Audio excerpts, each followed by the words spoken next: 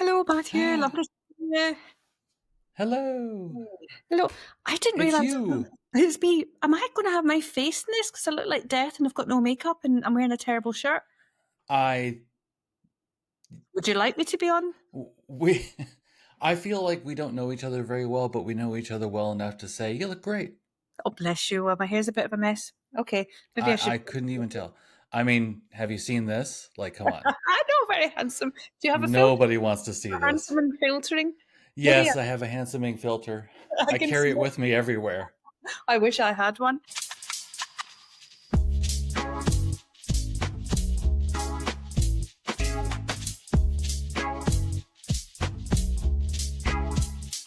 I was thinking about this morning, and I think it's been 7 years since we've spoken. No. COVID Yeah. has just kind of shrunk time. It Yeah. feels like I actually It couldn't feels like maybe a couple years, maybe, Yes. but it Our was son's getting 2018. older as well. Is that just getting older? But I don't even know because we moved house twice, and I'm like, when did I move house? That was like about 2 minutes ago, and it was 3 years ago. Yeah. And then my daughter's going off to university in September. Like, when did this happen? She was Yeah, about that doesn't make any sense. Yeah, it has been a very strange time. It was, I think it was 2018 when you and I went for that walk um around London somewhere. Yes. Who Um was it then? but Who was it? I know there was a conference I was there. I think it was there for UX London. Oh, maybe yes. That's one of the main ones, isn't Um it? So we must have gone. Oh, yeah, I can't I was it? met you at Was that your Germany office. one? For some reason, a river. I'm remembering a river. Yeah, we went, yes, yeah. And I remember we crossed a bridge, but I couldn't tell you where we walked because I was just following you, and you were like, "Well, let's go this way. Let's go this way." And I was like, "Okay." Yeah, I think we went down from the Barbican maybe, and we went round a river. I got a feeling, I can't even remember. I just remember hanging out with you, but everything else Yeah, turned into a blur. It's yeah. so sad. I went to see somebody. I think it was at Moo because I remember I was in the Moo offices. Oh God, did you? I think you came to see me at Moose, so that would have been 2016. That was 2016. Let me just double check my LinkedIn. This is really Oh funny, my isn't it? I god. can't even remember when I was doing what. 20. Oh, I suppose I left 2018 at Moo. So I Oh, you started did. Okay. 2016. So yeah, there was Trinity Laban, and I was still in Yeah. Okay. Moo, and you came to visit. Right, we've got that Yeah. nailed on now. All right. Well, it was good talking to you. See you later. So what are you up Yeah. to, Matthew? What? Oh, I mean, it's just so many things. No, it's not. Um, what am I up to? It's sort of I'm at a weird, I don't even know how to answer this. The answer is I'm unemployed and have been for 17 months. Um, I think either I'm just so depressed I don't know, or I'm found some level of comfort with it, which I think is probably the more accurate. Yeah. Um, it is, I was telling somebody before that the difference now from, even 5 or 6 years ago is I'm competing with people who actually know what they're doing. Um, Don't say that. You always knew what you were doing.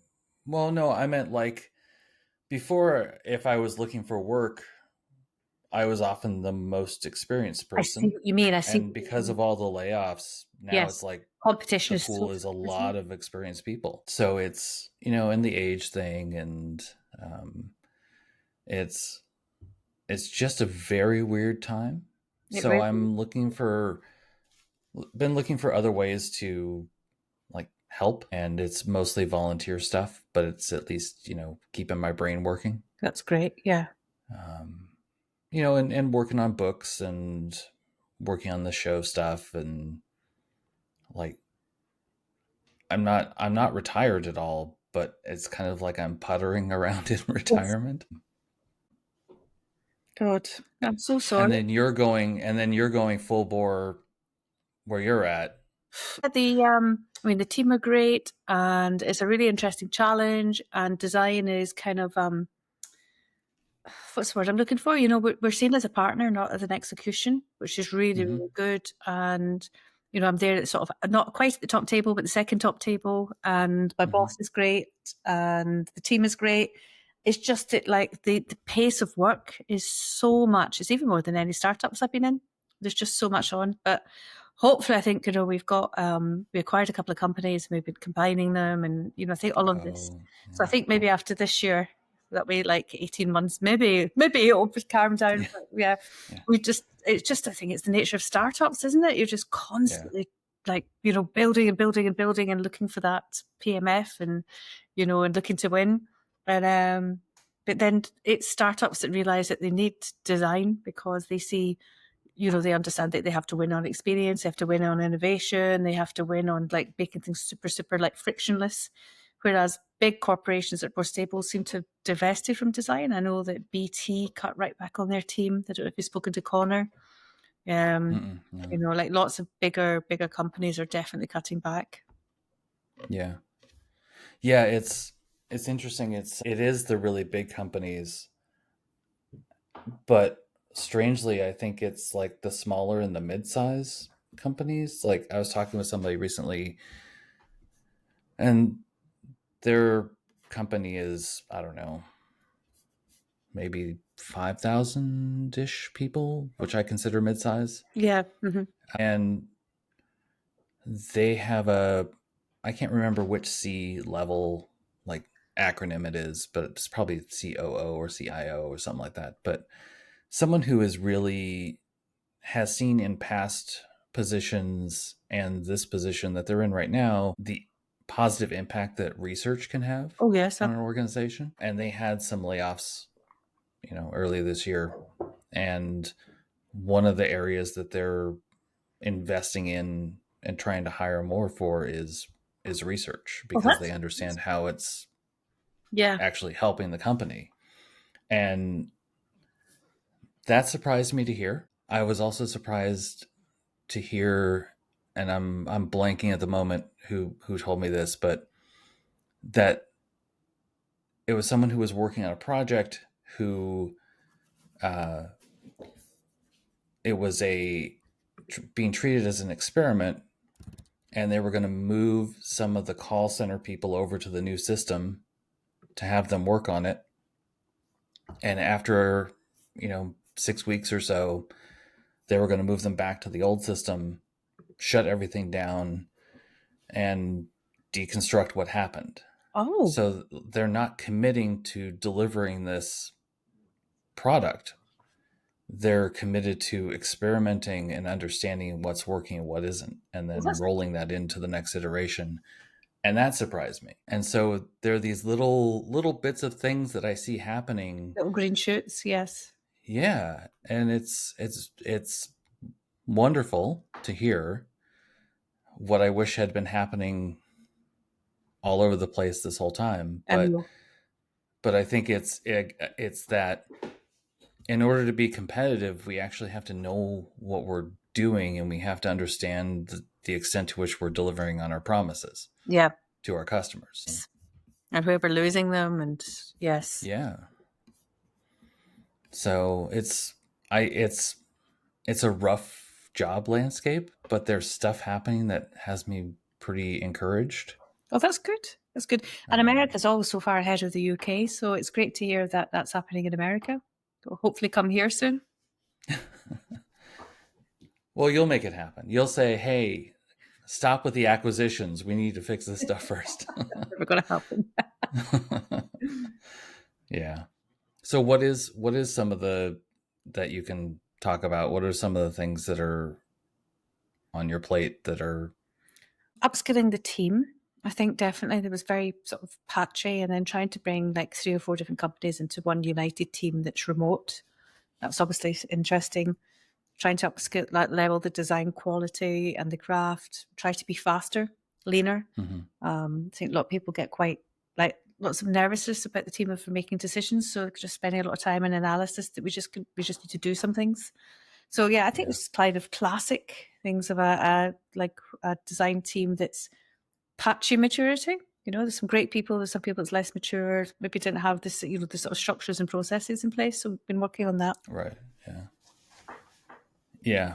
What is and I asked this having experienced it, and it wasn't that great. Absorbing other companies into your own, like, how how's that going? I It's actually guess. going really well, I think. It's going Yeah. really well.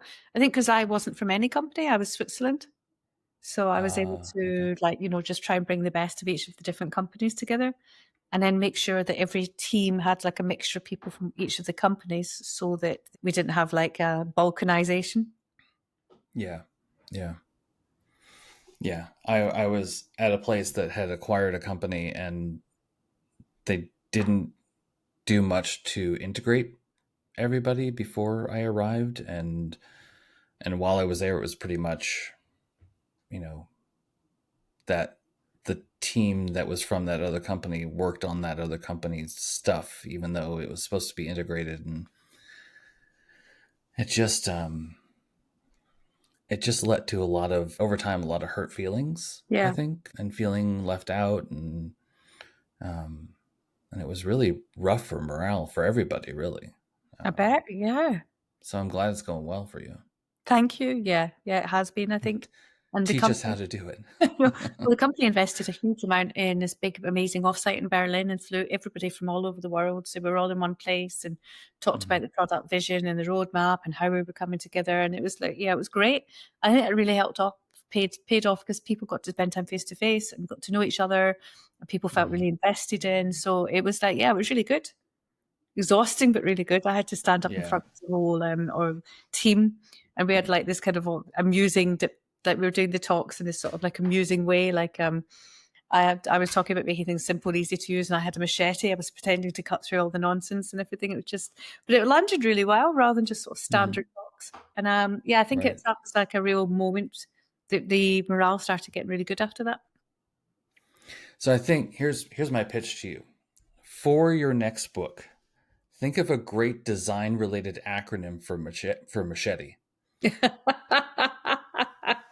Yeah. Mass Yeah. abbreviation system. Hmm. Yes, maybe I should. Or yes, Yeah. definitely. Yeah. It's got to be better than lean or Yes. agile or all that stuff. I mean, that stuff is so over. Yeah. Well, that's good. That's good. It's I think one of the things that has taken my attention over the past few years a lot is, it's sort of how I put it is like, a company will say, "Hey, this form isn't converting," or whatever, some small thing that has their attention, right?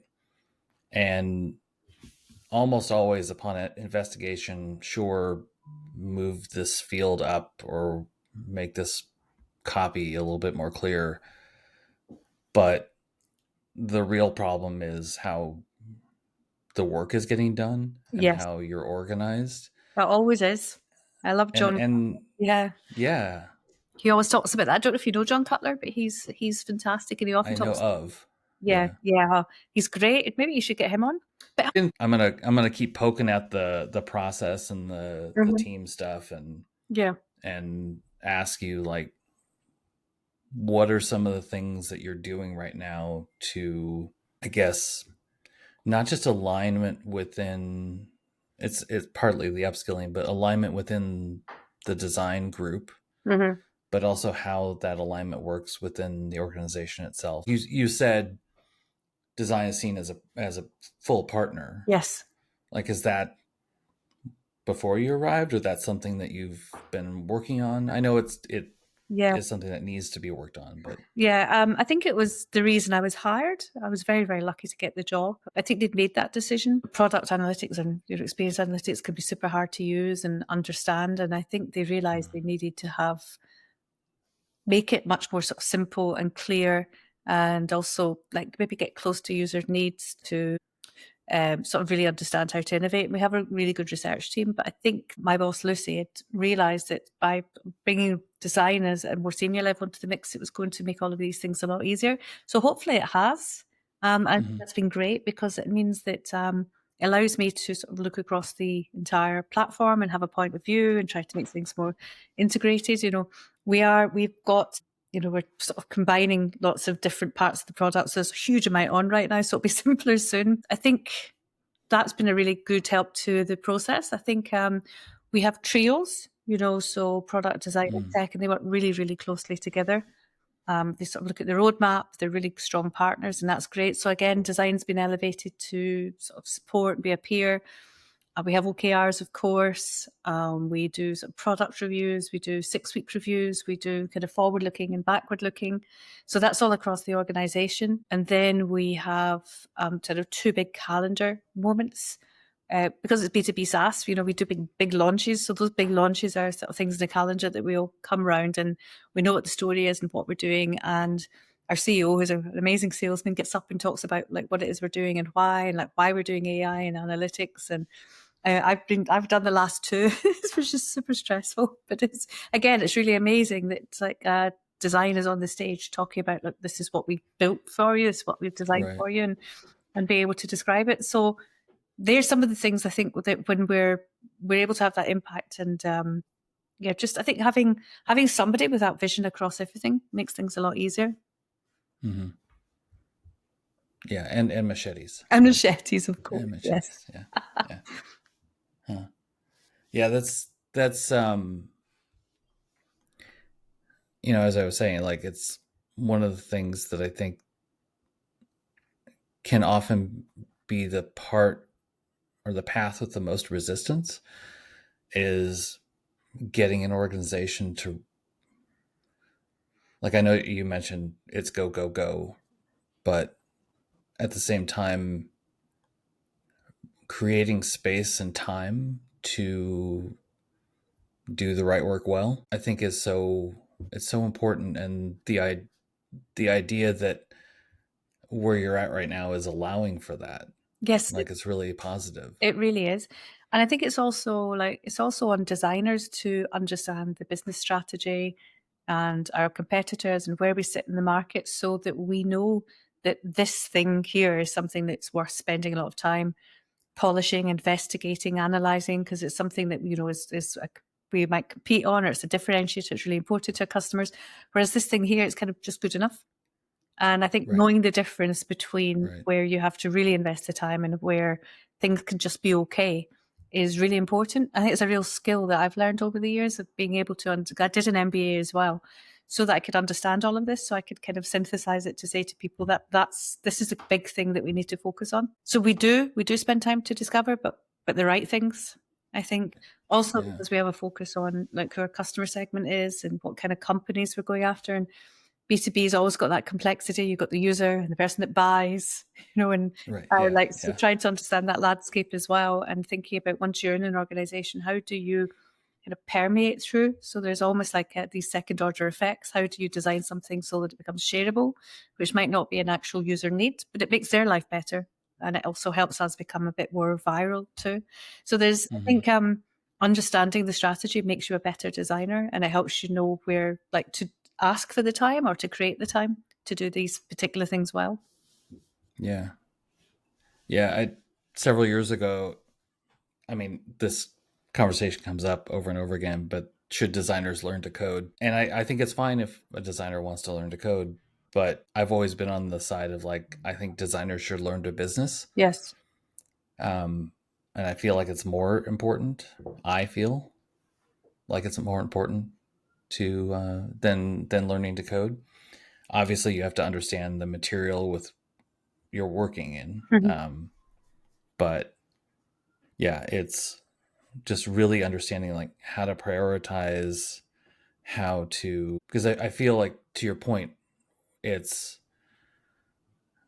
I've been that designer very early in my career where everything is important and Yes. everything has Yes. to be perfect. Yes. That just a recipe Uh, for burnout, and oh, it's thank goodness I don't part. do that Yeah. anymore. Yeah, and it's like the last internal position I came into, I would, when I was doing the introductions and going around and talking to everybody, I purposely asked the question, so what are you working on right now that you could let burn and it would be fine? And it turns out there were a fair number of things that multiple people were working on that just everyone knew it wasn't high priority, but somebody up was saying, hey, this is super important. So it's like, okay, well, let's go have that conversation about how important it really is Yeah. relative Yes. to everything else that's going on. Yeah. And Probably two things to say to that. The first one, I think it depends what kind of designer you are, because I mean, design system designers and people who might want to mhm, code prototypes, although now we have like lovable design engineers really need to understand the code. I think you should also just kind of understand how things have been built and how it's assembled and how to talk to engineers. In the same way as that's why be able to talk to business, you can talk about why you're doing something and make a case for the user through the lens of this. This is going to move the needle. So I think mhm, it's all important. And and now we're seeing product managers doing bits of design and engineering doing bits of research, and I think it's all kind of collapsing. Um, yeah, and then the second thing I was going to say is, you talk about kind of wartime and peacetime experience or businesses or situations. So, I think when we had all the ZERP and mega growth, like when I was at Babylon, that was definitely peacetime, and we could do multiple things and see if it fit, which one worked, and we could. My team was massive by the end, because we just kept hiring people to try more things. But I think now it's mhm, definitely more of wartime, so you have to focus, and that's really interesting too. I mean, I think it really means you don't have these pockets of people wondering why are we doing this. We have to really think very clearly about our right, strategy and about accelerating, and is this the right thing to do versus this. And it's really interesting being part of these conversations as a design executive, like trying to understand why we should do X instead of Y. How will it help us win in the market? What does this mean then for the experience? And it's really great stitching it all together. So to sum up, I think, yeah, designers should know how to code, to an extent. But definitely as you get more senior, you have to understand the business more. And I think even as a junior designer, you need to understand why calls are being taken, and even like, is it really worth spending 6 months polishing a button or not? Or, right, some things should yeah, have to be a bit scrappy, and that's okay. yeah, yeah. You're right. Of course, that's the my bias is toward the business side, less sort of the coding side, Yeah, but it's all important, of I think so. course. And it's definitely Um, changing with the advent of AI now, because we can have like kind of prompt engineering. We've got tools like Lovable, Cursor. We can build prototypes. So there's so much that we can do as designers to take mhm, a bit of the weight off engineers to actually get tangible things built, and to think a bit more in interactions. That's one of the amazing things about Lovable, because if you're designing in Figma, it's flat bit lovable. And as soon as you start prototyping, it makes you start thinking about how people are going to interact with the products. So that's really mhm, useful. And so I think, you shouldn't learn, if you're going to spend your time doing anything, you shouldn't learn about code too much unless you want to start like building some stuff too. But you can do vibe coding. This is the whole landscape's completely changed. But I think it's really, really important for everybody now to understand how AI can accelerate their workflow, not replace them, but mhm, become like a colleague that makes you faster and your work better. yeah. Well, how do you feel? You talked about product managers doing design. How do you feel about that? I'm completely fine, I think. I think it all depends on the place. Like, I know a friend of mine is working in a startup, a really, really small startup, and she has a simple design system, and she's doing lots of stuff like prototyping things, doing things. And they have one very stretched designer who also does brand, who adds a layer of polish, and that's completely fine. That startup will probably get through these painful early years by her flexing what she's doing and by people wearing multiple hats. And then I Mhm, think even all the way up to like product managers could potentially prototype something like, so PRDs, they could say, oh, this is the kind of thing I'm thinking about.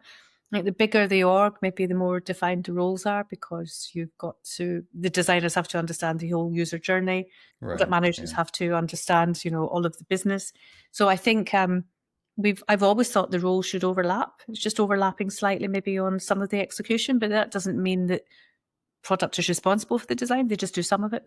So I think it depends on the Mhm, maturity, the size, the scale of the organization, um, and I've seen lots of design people move into product. So that I think could be a really interesting like yeah. example where you've got a product manager who's ex-design who can do both. And I think designers often make great product managers too. I agree. Yeah, so I agree. that's a great hire for a smaller company. Get an ex-designer product manager, and you've kind of got both hats.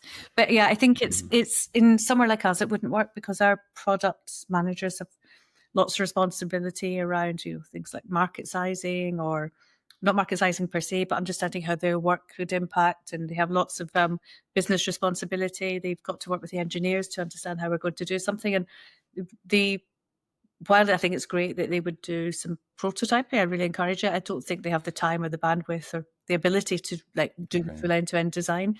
But that's why it's a partnership. Yeah. Is it, they also have, like, are they product managers and have product marketing We manager have them too. responsibilities, or No, are they, they're oh, separate. Yeah, okay. we have an amazing Yeah. product marketing team, run by a completely mad Australian that I love called Dave, and they're really good. They're like storytellers. He's a great Hmm. storyteller, so it's really interesting. Um, they sort of take what we're building and make it a narrative about why people should build this, what it's doing for them, and it's not a discipline I'd worked with massively before, but I think it's great. And I think it's really interesting. How did like places I've worked before get by without product marketing managers? So yeah, it's super interesting. Yeah. Yeah. It's funny how I feel like there's a lot of roles that get overlooked in pursuit of running lean, running maybe not so much on how much payroll is, but like project managers and product marketing managers. Like, I think those are often two roles that really are devalued, isn't the right word, but I feel like they bring a lot more to the table than people realize. I think Like, so. Well, maybe, yeah. Um, Although I think if you work with a good one, you would realize how important they are. But also, yeah, even though it's wartime and people are cutting budgets and trying to run lean, if you don't invest in marketing and you don't invest in innovation and you don't invest about talking to your customers, you're not going to grow.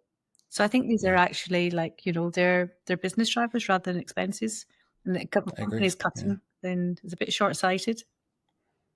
Yeah. Again, this is my bias showing, but I think in times like this, the idea of cutting research first or content first is, it's just so strange.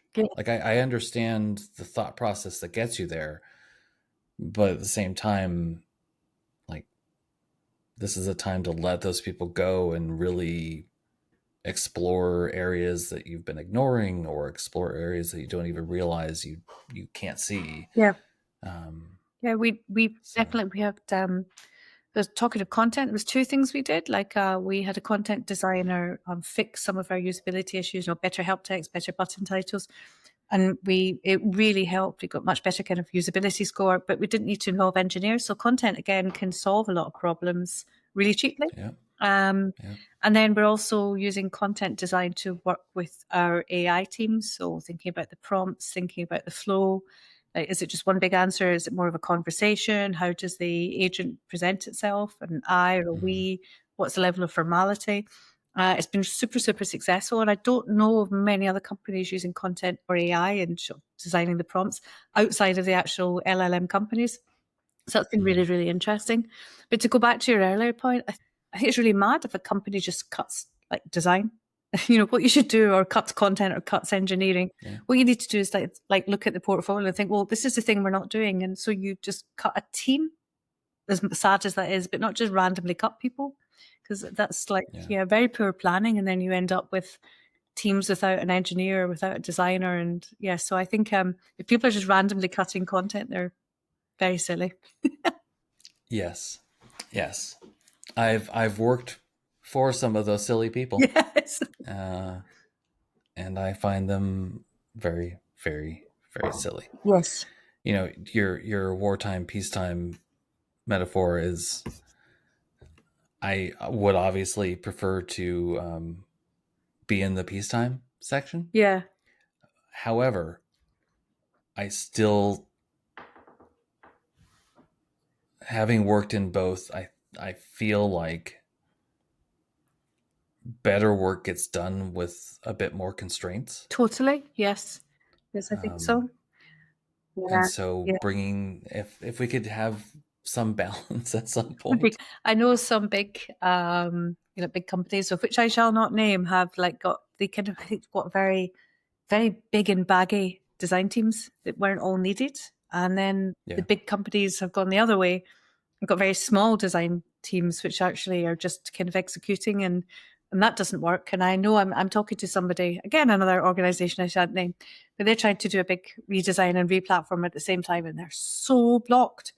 And first question I asked them was like, do you have an empowered design team? And they're like, oh no, the engineer and product are deciding what we're going to do. And I thought that's one of the reasons you're blocked, because how Mhm. do you decide what to slice up? How do you decide what the experience is? How do you chunk it? How do you think about like journeys through the product? I think you really need design as part of that trio to Mhm. be efficient. Yeah. Yeah. They're all very silly and they should listen to us is what we're Of saying. course, Yeah. of course. Um, yeah. I don't know. It's I think that one of the things that when did I see this? Oh, it was just this week. I guess this week has just started. I don't even know what time it is anymore. I saw an article about companies having to hire people back to fix the things that their AI solutioning broke. And so I'm wondering the extent to which, given where you're at, like how much you spoke a moment before about using AI as a thinking partner, Yeah. and um, like how much are you corralling the design team versus just go nuts with AI, or like where are you drawing a line Yes. for your team of like how much are you relying on this? And Yeah. So we've got we've got a really good integration. It looks across all of our company documents and information. And we're a super, super complex product with different release cycles. And that's just made everyone's life so much easier. You just ask it and said, oh yes, this is the answer. And that's been brilliant. I think in terms of what we're doing in design, it's just proof of concept right now. I've got quite a big hmm, ambition. I think there's a lot we can do. There's a lot we can do from sort of automating Figma, like looking to make components, using components to create prototypes, making people work faster so they can get prototypes in front of customers, using AI to like as a thought partner for when we're like synthesizing the information. Although the synthesizing the research is really important, it's how you think, but having that as a thought partner as well. But I think there's so much that can be done with either automation or augmentation. And they might allow us to do things that we wouldn't normally do. As I mentioned, like really, really take the time to investigate the interactions, because we don't need engineering to do that, and get them hmm, really considered and polished, or do much faster, dirtier research, because we often there's that gulf between some maybe paper or some very simple prototype and something that's sure, built. yeah, There's often that gap in the middle. I know people used to fill it with Axior, but that's quite a steep learning curve. But now the aim is to support the design team to build, combine with our design system, build much richer prototypes much faster that we can throw away, which allow us to get to the better solution quicker. So I think it's, I'm really excited about the potential, and I'm super excited about trying some of these experiments. We've already just started our first experiment with Lovable, but I've definitely hmm. got like a big vision about how we can simplify and automate some of the work that allows us to do more of the thinking and more of the exploration, and increase the quality. Like what? The What's prototyping, for jumping out? example, things Just like the the prototype? Yeah. prototyping, or things like PRDs. Could we generate a basic prototype from a PRD and then design a product engineer could get a poke at it and say, like Hmm. what, this is what we meant or not this. Definitely, there's a huge amount that can be done with design systems. So, already, if it's a well-formed design system, you can like change a button, it kind of cascades everywhere. But using much more automation, much more like you could like self-serve the design system itself. So, quite often there's a governance models who can contribute what. We could simplify a large amount of that.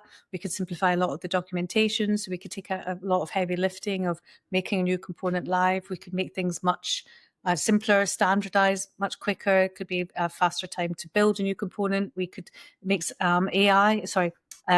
accessibility. There's some fantastic accessibility plugins. It could become part of the workflow. So there's so much, I think, where we could really accelerate and really increase the quality by taking away some of this, perhaps repetitive work, or some things where maybe there's, disagreement.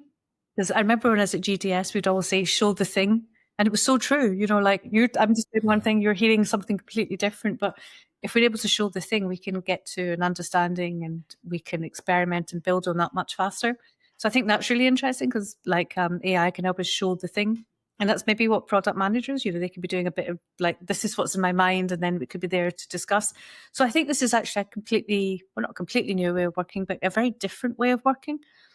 Just at the start of it. So I'm definitely, this is something I want to push through the whole team. How do we automate and simplify and make things practical and real and visual as soon as possible? And that actually allows us, I think, to do more research and more thinking. So I think it's a real plus. Ask me in 6 months or a year, because I'm just starting to think about this. As I said, we've got some POCs and I've got a direction I'd like to go in, but it's this is still very early days for all companies. But it's definitely going to be a big passion of mine about how we can harness AI to empower our designers and to simplify a lot of this kind of handover or heavy lifting or things which they take our time rather than the thinking and the designing. Yeah. You mentioned having a team or group, I guess, that is coming to their work with different levels of experience. Yeah. And I'm wondering the extent to which you're guiding people through critical thinking about what they're getting back from AI. I suppose we haven't got there yet because we're probably not doing that much of it. But try and put some guardrails around it. So we are doing some AI prompt built interfaces to allow us to go and do the research. So the research, I think, actually empowers the critical thinking, and it possibly wouldn't have happened at this stage in the project. And if it had, it might have been on flat screens. So I think it's actually created more critical thinking, more thinking about should this interact? What's this pattern? How do we show the information at what point? What's the steps? Do we show everything at once? Or how can you query some of this chart? What should be played back to you? What's the information around it? So this forces this real depth and rigor of thinking when you have to start thinking about the prototype. And then it encourages people to think, okay, so where's this data coming from? Can we have this data? What data is useful to present to the customer? Mm-hmm. Is that data that they can actually understand? And so I actually think it's accelerating critical thinking. And then, of course, I think as design leaders, you have to encourage the team to do all sorts of critical thinking from should I spend time doing this, or is this where I need to put the effort to? And I say to everybody, your part of your job is to understand the business and the strategy and the market and think about how we're going to win and how you're going to help us win. So I think AI is just a minor part of that. But I think, critical thinking and everything that help us go faster, do better work, be lean, focusing all our efforts on things that are actually getting great value to the hands of customers and letting them do what they need. So I think anything that supports that I am personally supportive of. Yeah. Yeah. One of my recent guests has been using it to basically run synthetic focus groups. Oh yes, so how is that? I know there's a startup called Synthetic AI. It's quite interesting that, yes. That's something I've been looking at. I'm still uncertain. I think maybe if you've got you've already done or you have a body of knowledge from your customers. So we have Airtable, we have lots of great customer feedback, we have CSM. So we do have a robust body of knowledge. Would it work to kind of run some synthetic user research on it? I'm not sure. But some synthetic user research is definitely something that we're thinking about even as a business. We can be predictive analytics. If you have two designs, you can potentially do some kind of synthetic research or some, AI prediction to say this one will perform better than this one because from all the designs, because we have a huge amount of data from all the, analysis we've done over the years. So we have this anonymized data, and we could say, well, this, from what we've seen, that this kind of design converts better than this one. And I think that's phenomenally useful. That kind of using real behavior, and then bringing it, and then using sort of AI to then predict which, based on this real behavior, which of these two things would people respond to based on how we know the ways that people respond. So Yeah. synthetic focus group is something a little bit different, and I think like, how do you, where does that opinions and things come from?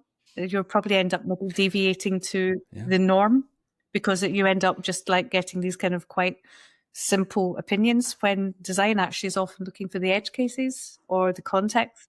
So I think AI is super useful for research. I think it's how you employ it and what it's for, what stage in the process, and how you bring the human in. Because it's another thing is like, too much AI, things that are too AI generated will be, I think people are starting to even already get a bit fed up of it.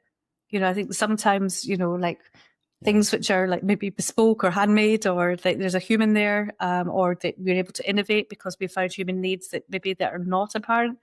I think this is becoming more and more important. So I don't think AI will replace design. I think it's a blend. Maybe Yeah. it'll take away some of this quite, the heavy lifting you have to do, to allow us to be more creative and more human. Yeah. Yeah, it's interesting. Part of the reason I brought that up is because his point was the extent to which critical thinking really needs to come to play when you're relying on a system that might be hallucinating even when it's working with your own data, that you really have to ask, really? Yeah. Is that really accurate? Yes. Yeah, But I think also to his point, and I agree, is like, he's not necessarily using it to come up with answers that are going to drive business decisions yeah, directly.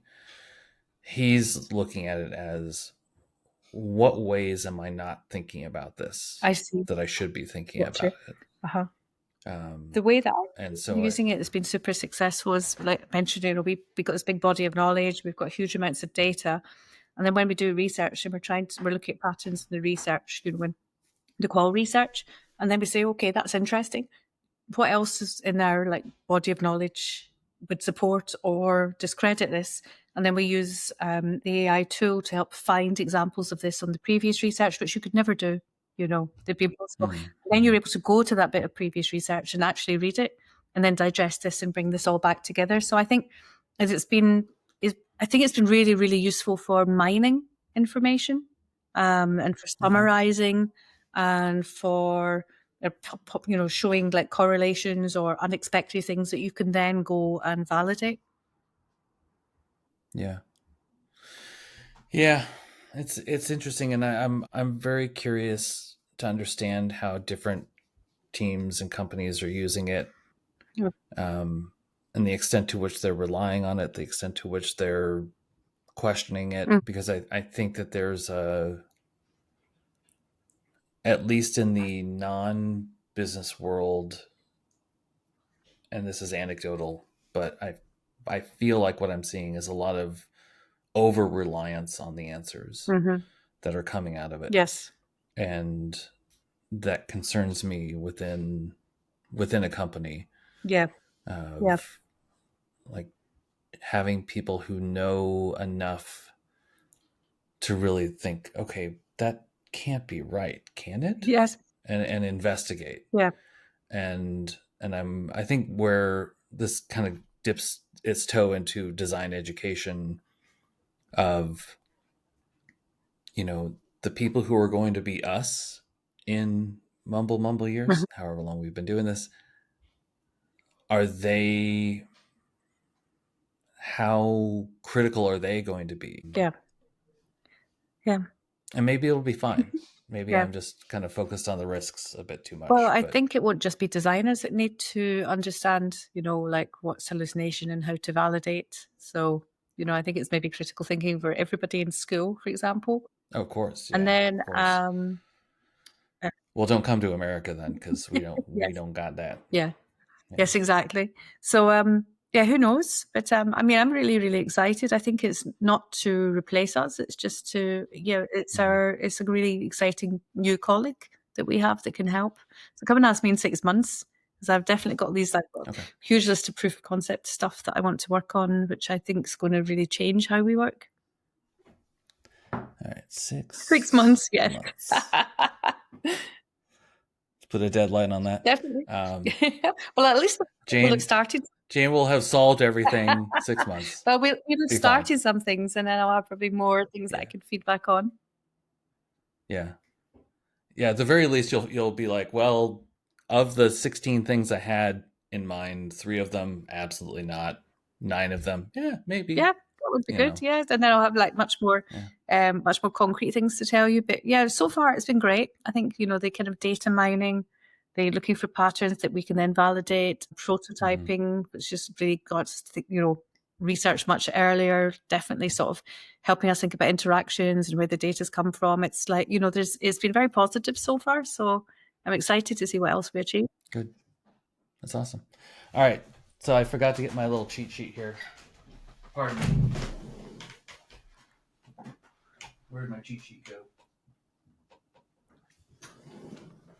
I've lost my cheat sheet. Oh, no. Dagnabbit. All right. We're going to wing it. We're going to switch gears. Okay. It's time for 7 plus or minus 2 questions. Okay, I love it. First question is, what is something you've done recently that went really well? Oh, I think. And I'll give you a little guidance around these questions, is that there is no guidance. There's no guardrails. There's personal, professional. All right. Okay. Whatever comes to mind is the right answer. Got you. Okay.